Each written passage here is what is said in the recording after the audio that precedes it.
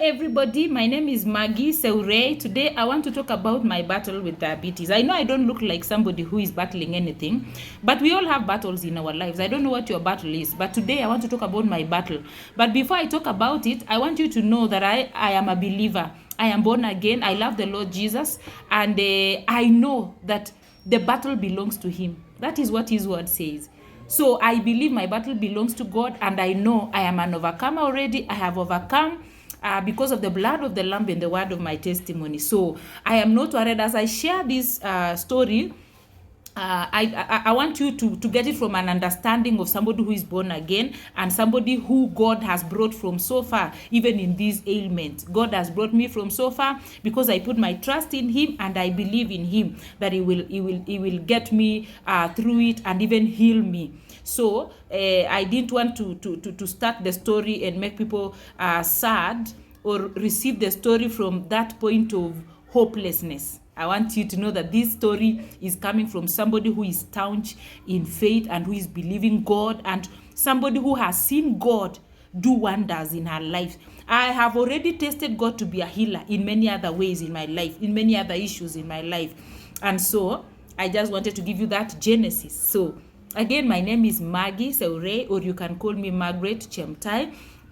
I am born again. I love the Lord. I am sold out to Christ because he has done so much for me. Many of you, some of you may know my testimony from YouTube, from somewhere, you know my story. But today I want to talk about this battle. This has been a very tough battle for me. Battling diabetes for now 4 years because I was diagnosed in 2021 and it's been a journey of like 4 years. And I believe I had it before I was diagnosed because I suffered the symptoms for a year without knowing. I had the symptoms without knowing I was sick. So let me give you the genesis of this diabetes. When I had my second child, Justin, I remember I was living in the US at that time. And in US clinics and the gynecology visits when you're pregnant are normally very serious, and they normally check, and even in Kenya I know they do that, but sometimes I think it's optional because you choose whether you want to go through some tests. But over there I remember I didn't even know that I would one day be told that I had diabetes. But then, sorry about that noise, I was told that I had gestational diabetes. Gestational diabetes is just a diabetes that affects pregnant women, just a percentage of them, not everybody. So it is a diabetes that affects pregnant women, and it goes away when you get your child. So it is not the main diabetes. It's called gestational diabetes. And so I remember this time when I was told I had it, I was clueless about diabetes. We have no history in my family of diabetes. And so it was quite a hard time for me being in the US, the first year of being in US, struggling with the culture shock and the changes in my life. And then I am pregnant, and then I'm being told now I have diabetes, gestational diabetes, and now I have to take care of myself being pregnant, because if I don't take care of myself, my child will be affected. So it was so stressful to handle all those things at a go. And you can imagine you're pregnant, because I had my firstborn already, and I know when you're pregnant, you have cravings. There's food you love to eat, and I remember my first pregnancy, I really enjoyed, because this is a time you have freedom. You eat for two, you eat what you want. But now this one, you are being restricted. You are being told there is no more eating of carbohydrates, and if you have to eat it, it has to be sized. It has to be a portion, and it was such a struggle. I used to cry a lot, and I remember being worried and saying, will I have a normal child? I was so worried, because there's a time I visited the doctor in the usual clinic visits, and when I got there and they took they measured my sugar levels, that Mzungu doctor said, your child will die. This child is going to die. That is what she said. Like, it's like she was so sure this child is going to die. So I was like, what? And she was like, you are not serious. Why are your sugars high?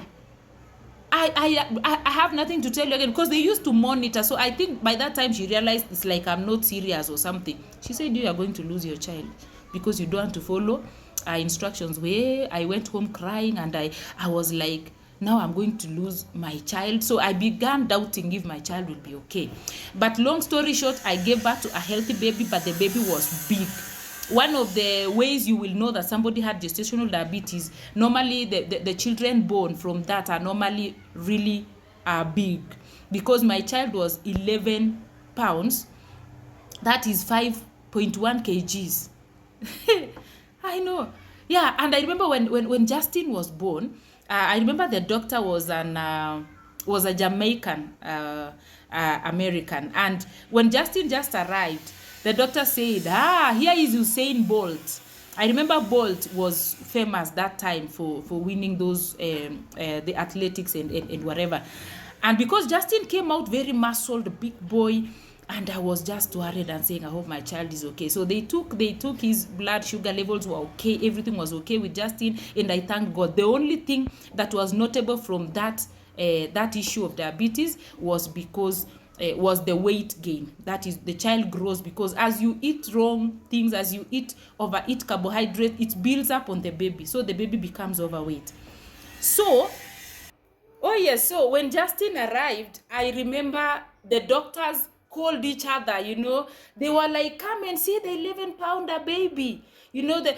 Like they were so shocked in that hospital, because I think wazungu wanazaa watoto wadogo, wakwangi watoto big, I don't know. So wakaitana, they called each other and said, there is an 11-pounder baby, and the baby was very healthy, very handsome. I was happy because he was okay, the sugar levels were okay, and even myself now, my sugars went back to normal. Everything went well. Actually, with gestational diabetes, it goes away when you give birth. It just goes away. But then I was told you are at high risk of getting diabetes, like maybe 10 years later, if you are not careful with your weight and how you eat, you might now get that real diabetes. That I remember very well being told that. So later, I lived a normal life. The diabetes was gone, and I lived a normal life, healthy life, all was well. And later, how many years? Like 6 years later, when I was pregnant for my third child, I remember suspecting I had diabetes, but I did not, I was not religious with my clinics.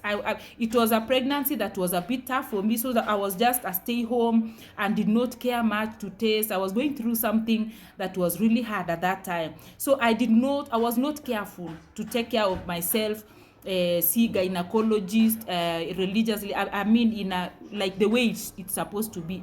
So I just kept suspecting, what if I have diabetes? Because by the time I was 5 months, my tummy was big. So, and that is what made me to suspect that I might be having diabetes, and definitely the baby is big.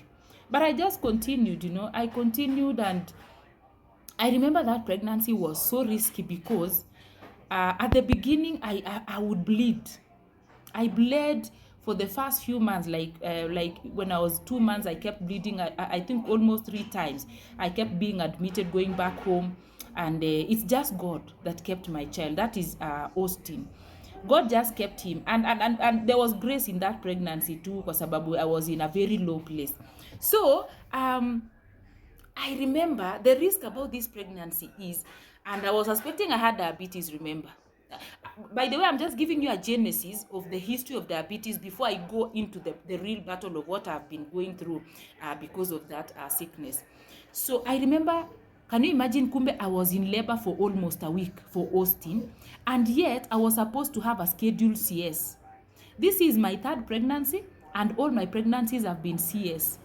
The first one was an emergency CS. My firstborn, I went through labor like for almost 12 hours. And then later, because there was no progress in the labor, they had to do an emergency CS because the baby was tired. It was a very risky one after being in labor, And I was rushed to the theater, and I had my firstborn. So the second born, the reason it was a CS again is because I was in US. And because I was in US, the doctors there were like, we are not sure how they did the operation in the first CS, and we don't want to risk because we are not sure how they operated on you and how they walishona your wound. So we are not going to risk for you to go into labor. We will just do another CS. That is how I had a second CS. Now in Kenya, now the doctor had said now even this third child you're going to have a CS because one ni mtoto mkubwa and then the other CSs, those explanations from the doctors, I don't know, and it was actually risky for me to go into labor for sure. And then so they had scheduled for me the date that I'm supposed to go and have the CS. About that stop, so I had been scheduled. There was a date that had been set for Austin to be born, to go for CS, because it's either 2 weeks, you actually go for it 2 weeks before the due date.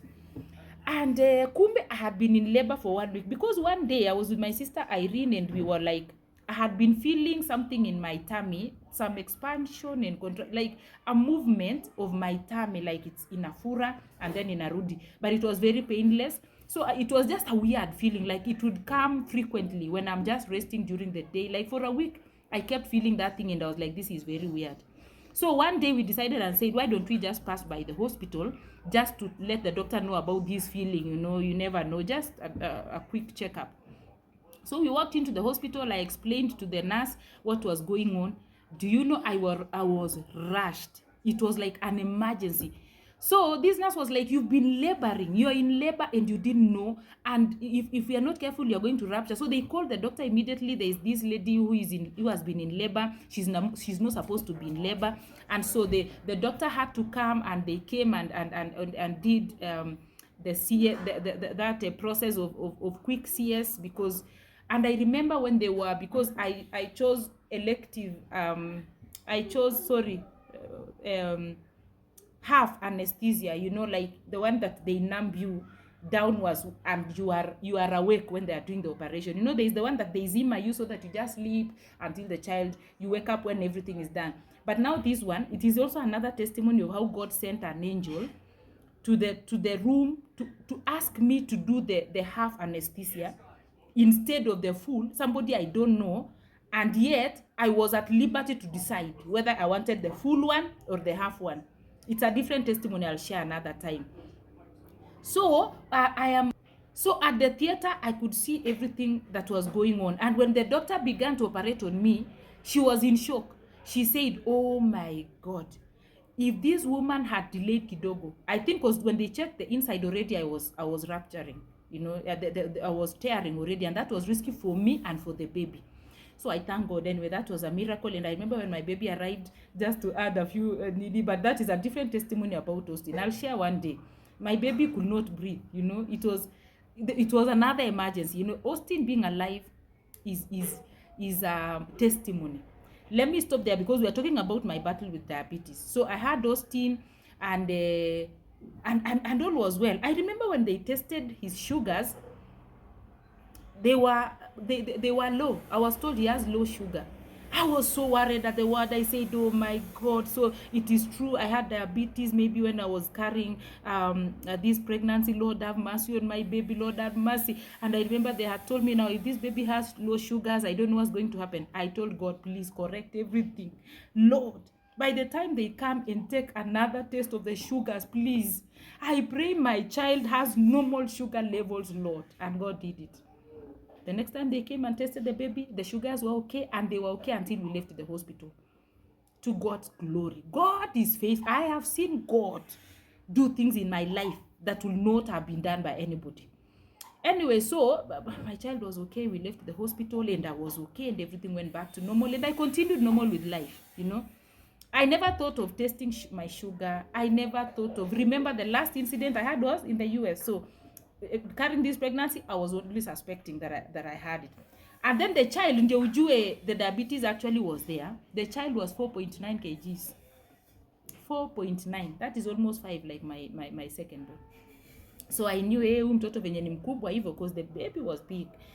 Nikajua there could have been diabetes, but I continued with life, I don't want to go pima, and actually I forgot about it. Nikalea mtoto na life ikaendelea. And then one time I began losing weight, and the way I lost that weight, I thought it was because there is a time my sister came to my house. My sister was trying to lose weight, and she was doing intermittent fasting. There is a program called intermittent fasting where people fast. There is a program of fasting to cut weight, and it was actually working for her very well. And so when she came to my house, I was like, me, I'm tired of this baby fat. It's been more than a year since nilipata mtoto, but I have grown. Let me just give her support. I was doing it for her, like, let me do this intermittent fasting even for just a week because I'm not too big, but I want to share a little. So let me just do it kidogo too, just to give her the morale, to support her morally. I went into that intermittent fasting. Within the first 1 week, I had lost how many kgs? Joy, do you remember? I think 15 kgs.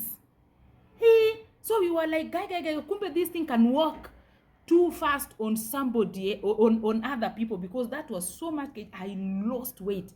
Mpaka mtu akinikuta alikuwa anashtuka. Hey, what happened? I'm like, I did intermittent fasting with my sister and this is how I lost weight. Because it was an instant, within a week, I am just finished. Kumbe, later now, when we came to know later, it was a trigger, just that whatever was a trigger. And so I remember for a whole year, I started working. I kept trying to add weight. I kept eating junk. I kept eating, fries and all these things that can. I kept just eating. The way you eat so that you get fat again. I could not. I remember even my sister would envy me. I wish I was you who can just eat comfortably anything and you don't add weight. In fact, the more I ate, the more I was losing. I kept losing weight. I became very lean. Hey! I was too thin, and remember that time maybe I could not notice it myself. But the people who would meet me, they would shtuka and they would say, what happened, Maggie? I'm like, I did intermittent fasting. That was the only answer I had. I could not know what. And today, let me advise you, if you've been losing weight unexplainably, you're just losing weight and you don't know what's going on, go test for diabetes, please. It is one of the first signs of diabetes type 1. One of the first signs of having diabetes type 1 is losing weight unexplainably. So I kept losing weight. I was wondering, I began to be frustrated. I remember there's a time I could not see well. I used to feel confused. There's a time I would sit in my house na nasikia kama na cheesy. And I'm not sick, remember. I am not sick, but I just have feelings of confusion. Sometimes I even feel I don't know who I am, and I would be like, am I depressed or something? Sometimes I just sit like this and I'm so confused. Nasikia kama nita faint. Nasikia kama I don't know. And then another thing, I used to drink water. Everywhere I go, I am carrying water. And I remember people would comment and say, wow, hey, that's so nice. If you can just drink water, you're really healthy. And I would be like, if only people knew, I used to be very thirsty. I wasn't carrying water because of the way people carry water to be healthy and to keep just hydrated. For me, I was carrying because I was always thirsty. I was always dry here. So I always drank water. I would wake up in the night to drink water. And so because of also drinking a lot of water, I used to use the bathroom a lot in the night for short call because of a lot of water. So I would go even almost 4 or 5 times in the night before morning. I did not have peaceful nights. And I used to wonder, by the way, what's going on with me? Why am I drinking a lot of water? Why am I always thirsty? In the morning, I am thirsty. All day long, I am thirsty. And I would finish 20 liters hata inge last, I think 2 days in my house. Tukikunywa tu na watoto. Because itaisha tu haraka. I'm always having a glass of water, just drinking. And I would struggle a lot even when I travel because you have to stop and to have those stopovers. And I still did not know that this is a symptom of diabetes. Because I was alive. I was doing my house chores. I was going on with my life. But then I remember I used to be so tired. Even doing the house chores, I used to be so tired. My body is tired. But then I'm breathing. Like there is no pain in my body. So I thought, you just keep asking yourself, what's wrong with me? So I had these symptoms and I was just wondering, what is it? I didn't even know they are symptoms of something. I was just wondering, what's wrong with me? I am eating. I am losing weight. I have confusion. I remember one day, I was carrying water like the maji ya mtungi ya dispenser, and I remember dropping it because nilikuwa nimechoka. I remember sometimes I would drive and go crazy. When I'm driving, ninapata tu nime overspeed and it's like I'm confused. I can't feel what I'm doing. Something just takes over. I remember one day I'm carrying this water in the house and I fold the water because I was so hot. Nimetoka kwa jua. Nasikia kichwa itaruka. Something was going on na nikaangusha hiyo maji. I lost strength. Anyway, those are among the things that were going on that time before I was diagnosed. So one day I had just dropped by my sister Lucy's house, and when she saw me, she said, "Apana, imekuwa too much. In fact, you are even more smaller than when I saw you the other time." And she said, "You know what? Allow me to take you to hospital just for thorough checkup of everything, Maggie. We just want to make sure you're okay, so that even as you lose your weight, we know there is no issue with you." Hey, I was like, no, I left the kids alone. We can't go to the hospital right now. She was like, "Let us go. You'll see my doctor. I'll take care of everything, and then you go home." Hey, I agreed. It was afternoon, so we went with her. We went to the doctor. They tested everything, thyroid, HIV, whatever, including diabetes. Guess what? Everything was okay except the levels of sugars. They found 33. The doctor was like, "This one is not going anywhere. She's having diabetes, and we cannot release somebody like this. It's very risky." Hata daktari atashikwa akijulikana aliwachilia mtu ambaye ako na sugars 33. They said admission. I said, "No, okay, please, I'm not sick because I've been moving." And the doctor was like, "Do you even see? Why are you even driving? It is very risky for you. Can you see well?" I was like, "Yeah, I can see, although sometimes I can't even read the number plate of other cars in front of me." It's like, very risky. You're not even supposed to be driving from this point. You're supposed to be on IV, on fluids, because that sugar needs to come down. I'm telling my sister now, how do I begin to be admitted? The children are alone at home. I can't be. I was asking the doctor, "Can I rush home then come now tomorrow for the admission?" He said, "No, you cannot, please." And my sister was like, "Akubali to just agree. Let's go to the hospital." I was told the hospital I was being admitted into, and that is how now I began the journey of treating diabetes. And it has been a tough journey. Like I said, when I began, it's been 4 years and going. And among, the struggles of this, the battle of diabetes is the fact that, first of all, the diabetes I was diagnosed with is type 1. There is diabetes type 1 and type 2. Type 2 diabetes ni ile inashika watu maybe wako na body kubwa, and it's actually, type 2 is actually a lifestyle disease. It's a lifestyle because it is caused by lifestyle, maybe the way somebody has been eating, lack of exercises, and sugar, too much sugar, and what. That is the lifestyle diabetes. But diabetes type 1 is not a lifestyle disease. It's an autoimmune disease. It's something that comes not understanding how it started. Because with this one, your pancreas does not produce insulin. For type 1, the one now they diagnosed me with, is a type of diabetes. I remember one time the doctor telling me, I wish I was somebody who can declare things even in this nation or in the world, because I would declare and say type 1 diabetes is not a diabetes. It should have a different name, because type 1 is totally different. So hii type 1 ile inashikanga young people, watoto wadogo mostly. And I remember they were wondering, why do you even have this diabetes in the first place? You don't have history, a background history, because mostly inakwanga because of wazazi ama nini. And it was just a puzzle to be diagnosed with diabetes for many people. You're still young. So in short, they said this type, diabetes type 1, sorry, I took a little pause. Diabetes type 1 has no other treatment apart from insulin. It means your pancreas is not producing any insulin, the insulin that will break down the sugars into energy. So it means I was consuming carbohydrates, sugars, the starch, and everything that has sugar, and it was just being piled up in my blood. It's not being broken down because the pancreas is, But diabetes type 2, the pancreas produces insulin, but it's not working. The insulin, so they have to help the insulin to be able to work in the body.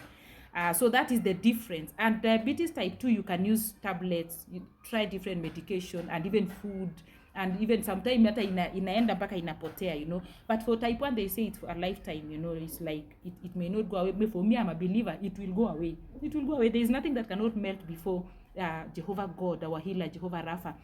So they say the only treatment for this one has to be kudungwa. You have to use insulin. There is no other. I remember my family saying, si hata ungepewa kumeza kwanza, how can you just go straight kujidunga? Kumbe you need to know, sometimes information is very important to know the kind of something you're handling, because there is no other medication for type 1 diabetes. It's just insulin. So I was given medication, which I want to show you this medication today, and the kind of life I've been handling for the last 4 years, just kujidungia dawa that is introducing insulin in my body. So one of the medications that I have to take, this is Novorapid. This is one that I take before every meal if my sugars are above 10. That is according to the last instruction of the doctor, which is kitambo nikiwa huko. So I do 6 counts there. That I load 6 and then I dunga on my tummy. Kujidunga. I remember when my mom heard that I have kujidunga, she was so like, oh my God, because they know Maggie and anakuanga muoga kuogopa sindano. How do you even do it alone? I remember when the doctor told me you'll be doing it alone, I was like, how? But you know, now I'm so used to it. The needle is quite small. You can see the needle. The needle is very tiny. It's very tiny. Yeah, but sometimes it really stings if you don't do it well. There is a sting that you can feel because there's a way you don't dunga direct. You put it at an angle. So this one is called Novorapid, and then that is before every meal if the sugars are above 10. And then there is another one. This is Lanta Solostar. These are insulin pens, actually. They look like pens. And this one, I do it once a day in the night before I go to bed. And I do, I used to do 14, but recently after having my 4th child, I now do 18. And this one is for once a day. This one is long lasting, like it takes hours to work. So that is why it's once a day. And the combination of these two has been helping me to balance my sugars and to make sure that I am okay. The only challenge which I'm telling you, because this I was sharing about the battle, because it's a serious battle, because you can imagine this medication is very expensive. And I have been buying them. I buy them like every 2 weeks.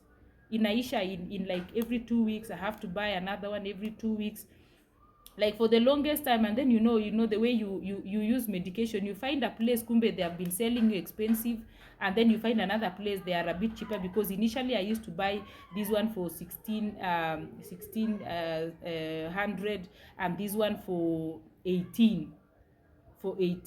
But now I found a place where they now sell at I'm not doing marketing for anybody, by the way, and I'm not advertising any brand. How would I advertise brands ya ugonjwa? I mean, ya madawa, I'm just telling you about my life and what I'm using. So right now, at least by the help of God, I found a place that is a bit cheaper, like around 1k, and it's still expensive, like every 2 weeks I have to buy that medication, because anytime I am off the medication, pengine saa zile zimeisha na sijaweza kununua, the sugars go up and my eyesight is affected. So it means there has been imekuwa ikiwa affected, and so anytime I am off the medication, it continues to damage my eyes. And I remember there was a time I was out of medication for some time, and I remember one day walking into my living room and I could not see the faces of my children. You know the way people are seated in the sitting room, watu walikuwa wameketi, lakini siwaoni, yani naona tu mali kichwa iko, naona tu, but I could not see the features of the face, like the eyes, the nose, it was so blurry, and I was worried. I said, "Woi, Aki," because they say when you lose eyesight through diabetes, it cannot be corrected. It goes and goes forever. And there are people who have lost eyesight because they didn't know it was diabetes. They were thinking, oh, maybe they need spectacles, or maybe it's an issue of the eyes. But when it is diabetes, the eye loss is permanent. And I pray God has mercy on me, that I may not find myself there, because I believe and trust in God. So whenever I'm off medication, there is a lot of the sugars go up. I get so tired, I get confused, I get frustrated.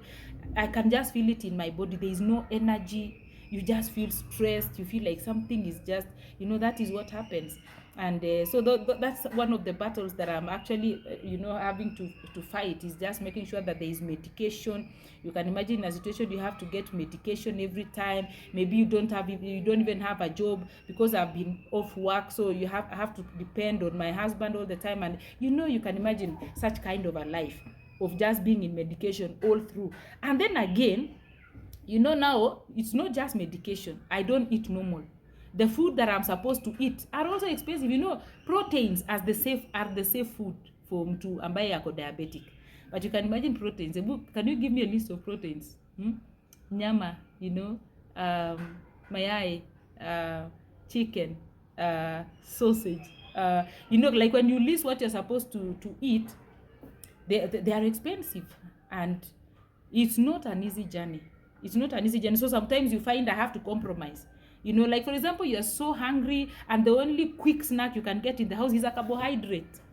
So utapata tu nakula, and I find myself sometimes compromising in my sugar shooting and going up, and it is not an easy journey. Sometimes you're so hungry, unasikia tu mdomo inaitisha sugar, unasema ta wacha nikule. Ama unaenda kwa hizi mikutano, you know, there is a party, there is a wedding, or even there is a mission. Like me, I serve God and we go for missions, and food is served and you're so hungry, and the only food that you find in the table is majorly carbohydrates. Actually, most African foods inakwanga carbohydrates ndio mingi, and yet you are being told eat more of proteins or vegetables. So unapata the main food is that, and then you don't want to sound like unaringa. You know, you are in a gathering of people and you start saying, unajua mimi sikulangi. Unasikia unasumbua watu because maybe that is the only food available. So for me, I always say, kesi badai. When I go somewhere, I just eat the way people are eating. I make sure I have medication. Ama kama sina badai too, I'll sort it. And I know it is wrong. I've been compromising a lot, but because it's a battle for me. It is quite a battle for me. Sometimes I just want to cry because unaketu unasema, yani I can't. So I have to cook. I cook for my children, and then I have to cook for my own food. And then you see the way you can decide and say, okay, wacha nikule vizuri. Unapata ni beans uko nayo. You eat beans baka inakudhi. You know what? The sound of beans sound good, eh? For somebody who is normal, you'll be like, I don't mind beans. I can eat beans every day. Let me tell you. Tell me if you can eat beans every day for 4 years. Let's not lie to each other. It sounds possible from your end because you have not been subjected to it. But somebody who is in it will tell you, even that beans, the way I used to like during those times, now it is tasting like every time beans. But you have to do it because you have to live and you have to follow the instructions of the doctor, and you want to have the strength to go on with your duties, to go on serving God, to go on taking care of your children. It is just by grace. So it has been quite a tough battle, you know, and I remember one of the battles even I've had to fight because of this condition is now, I remember I miscarried in the year 2023. And I feared getting pregnant because I was told it is because of diabetes. When you're diabetic, you're at high risk of losing a pregnancy. And that was the toughest time. I cried when I lost that pregnancy, and I said, God, I really wanted 4 children. Now, if I've lost this one and I'm being told it's diabetes, Lord, are you saying I'll never have a 4th child like I wished I did? I was telling God, does it mean I will not have a 4th child? I really needed another child, for sure. And a year later, now I got pregnant again, and for my 4th child, by God's grace, and it was a journey. It was a journey that has to be recorded differently. The journey of baby Israel. And I had quite some issues at the beginning. And it's a miracle that this baby is alive today, actually. I had issues of bleeding again, and this one was very bad. And how the baby survived, I don't know. It is just God. It is just God. Yani kwa huruma za Mungu, it is a child out of God's mercy. And I remember now, when I was 7 months, the baby came. So the baby came too early, and the baby got sick. He got really sick. It's been a work in progress. He's almost 1 year now, and it's not been easy, but we're seeing the grace of God even over him, because he has had to fight quite some challenges kwa life yake. And my heart goes out to all mothers out there who have had to raise children who are unwell, children who are special, children who have a few health issues. My heart goes out, because I know sometimes when we go through things, God is actually trying to help us understand what other people go through, especially when you're a servant of God. Like I do serve God, I know that that it is for a purpose, that I get to understand what a mother with a sick child feels, what a mother with a child having an issue feels. So it's been a journey with baby Israel, but amazingly we are seeing miracles every day in his life. We are seeing God at work in his life. And so the damage that diabetes has done, I am talking about my battle with diabetes. It's not been easy, but it has been a winning battle. Because even when the enemy has meant for harm, when the enemy has meant it to destroy my life and my joy, the Lord keeps turning it around for my good. The Bible says he makes all things work together for good for them that love the Lord and are called according to his purposes. So the Lord will make all things work together for my good, for the good of baby Israel, for the good of my children. And so it's been quite a battle. It's been quite a journey. It's been quite a battle. You know, this diabetes ni kitu ambayo imejaribu kuninyang'anya furaha, lakini like I say, the grace of God has kept me every single day. You know, like the struggles of every day, like when my sugars drop, you know, when I'm using medication and maybe I get hungry and I have used medication and the sugars come down. I remember one time when I had just started using medication. I remember one time when my sugars dropped when I was sleeping. I went crawling from my bedroom to the kitchen because I could not stand. And I had to grab something. You know, when the sugars go down, you're so hungry and your body inaitisha and you're shaking and you're sweating and you're feeling like you can't breathe anymore. I remember I went and grabbed and took sugar and whatever was sugary there. And then immediately I took the measurement. You know, I tested my sugars. They were 1. Yani ilikuwa imebaki tu drop. Yani ningezimia tu, because low sugars are quite dangerous for those people who get low sugars, because for me it's high sugars. Ni sugars inaenda juu. But now there are people who issue yao ya sugars they drop. Those people, it's very dangerous. And those are the people, they are supposed to be having sodas wherever you go, or at least sweet, something sweet, so that when the attack comes, you have it. I even normally tell my children, if one day I fall down, maybe the sugars went down unexpectedly, and you see me faint, before you even scream and start wondering what's going on with mom, grab some juice or sugar, and even if I am unconscious, force it into my mouth. Pour it into my mouth. So they're always ready. They know, so that you know you can die if you are alone. For example, I remember one time I was driving and my sugars, I could feel I was shaking, and you know I had not eaten and my sugars were going down, and I am driving on the road. I have no sweet akukwa nayo kwa gari. It was a moment that was very tough. I remember one time nilikuwa kwa mission, nimeitwa kuimba in an event, and we are in a crowd and the event is going on. I'm even about to be called to sing, and then my sugars go down. So I am shaking and my sister is looking at me, is like, what's going on? Usiseme sukari zinashuka. I'm like, zinashuka na nasikia roho inaenda. My sister had to run to find out if they, ilikuwa uwanja yenye hata uoni chakula anywhere. Wherever my sister Irene alipata soda, she came with soda. And you can imagine you're seated in a crowd where there is no food. People watch you, they think, huyu anaringa aje, yani amejinunulia soda. You know, wengine hata watu wako na majina wametulia kwa sababu event inaendelea. Hawakuli kitu, you don't see people eating, but wewe ndio huyu una mos you're sipping soda, and people think you're arrogant. Watu wanadhani. So, don't judge people. My people, sometimes people struggle with things you don't know. Before you judge anybody, umwite yeye anaringa, anajipenda, kwanza amejinunulia, mbona dada zake hawana soda, na kwani ana heshima, anakula kabla aenda aibe. You can imagine the things that were running in the minds of people when they see me sipping a soda in a place there is no food, alone in the crowd. Those are some of the issues that I go through. And so when the sugars go low, they are very dangerous, but it is God's grace.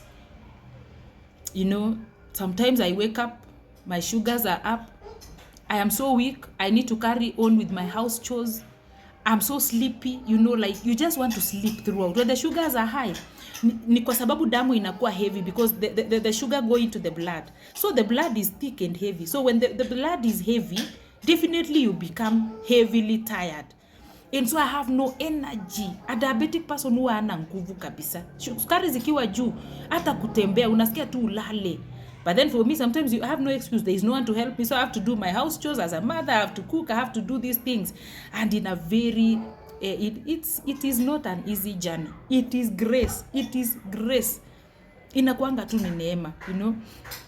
And you know, it's funny because such a disease like diabetes, sometimes it can be overlooked in a way people assume you're okay. You know, because a diabetic person can be walking around, si yako na dawa, and nobody can be knowing what is going on inside them. Unajua, it's different when somebody is actively sick in the hospital. People now can give attention, they are sick, you know. But now, actually, diabetes is actually a sickness that is ni ya kuiba maisha ya mtu.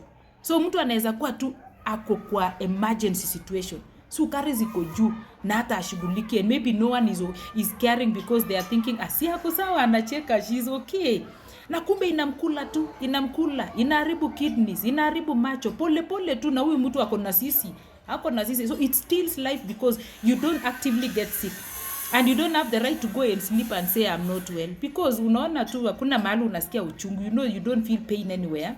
So you just keep going. I think people just can keep going until they just drop, you know. God have mercy that it will not get there. Diabetes has no power more than our God. Our God is more powerful. He's God of all power. So hizi nguvu zenye magonjwa ziko nayo mpaka they call it terminal illnesses, hazina matibabu, tunakataa because we believe in the Most High God who keeps us alive. And we declare Psalms 118:17, we will not die, we will live to declare the works of the Lord in the land of the living. We declare and say, we will not die before we fulfill our purposes, before we finish our work in this world.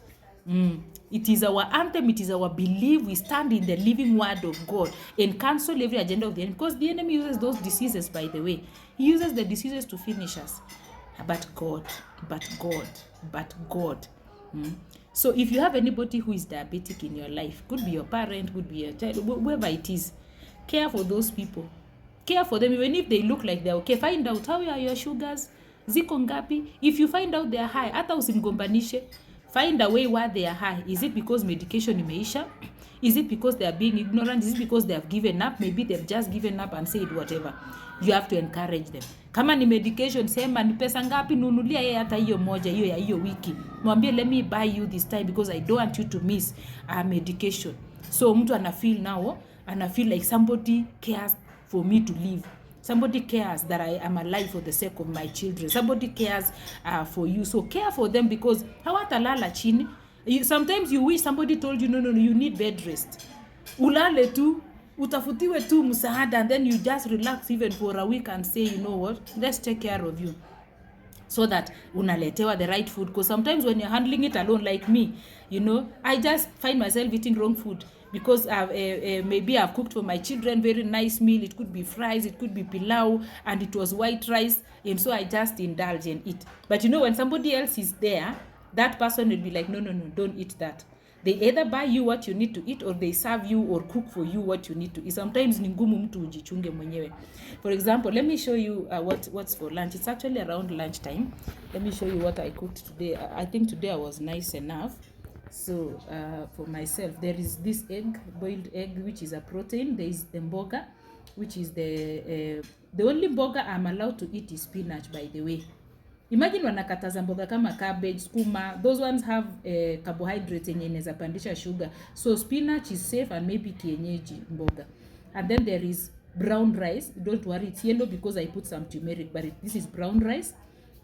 And this is avocado, which is the only safe fruit that I'm allowed to eat because it has no sugar. It is very safe. I can snack it anytime. I can snack on an egg. And this is avocado, which is healthy fats, and it is good. I can eat, na iwezi pandisha sugar at all. And my plate, actually this is supposed to be more than the carbohydrate. Hata kama ni brown, it's supposed to be less. But sometimes we cheat because you're very hungry. So you can imagine the limitation of the food. But when you're careful to cook for yourself now, you can be well, and you know, together with medication, so that the sugars just remain in that place. Yeah, inakuwa ni hivyo. So another challenge that really affected me is not being able to breastfeed my child Israel. You know, as a mother, it is such a joy to breastfeed your child, health-wise, you know. And mtoto nili breastfeed exclusively for 2 months, and then maziwa ikapotea. And even in those 2 months, it was a struggle. And when you look at the underlying reason is because of diabetes. So we tried everything, kujaribu ile vitu tunakulanga because the rest of my children have breastfed. You can imagine you're seated at a clinic with a child, mtoto analia, unaanza kutafuta formula ya kumkorogea, and some people on the line are looking at you like, wamama wa siku hizi, yani hawataki kunyonyesha watoto. Nakumbuka another Islam lady, tulikuwa kwa queue na yeye, akasema, mama si unyonyeshe mtoto. She looked really annoyed. Si unyonyeshe mtoto because they can see it's a small baby.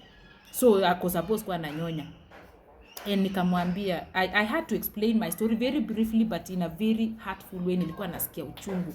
So unaweza itwa slay queen. They think hawajui uko na watoto wengine umenyonyesha in the past years. It's not because you don't want to.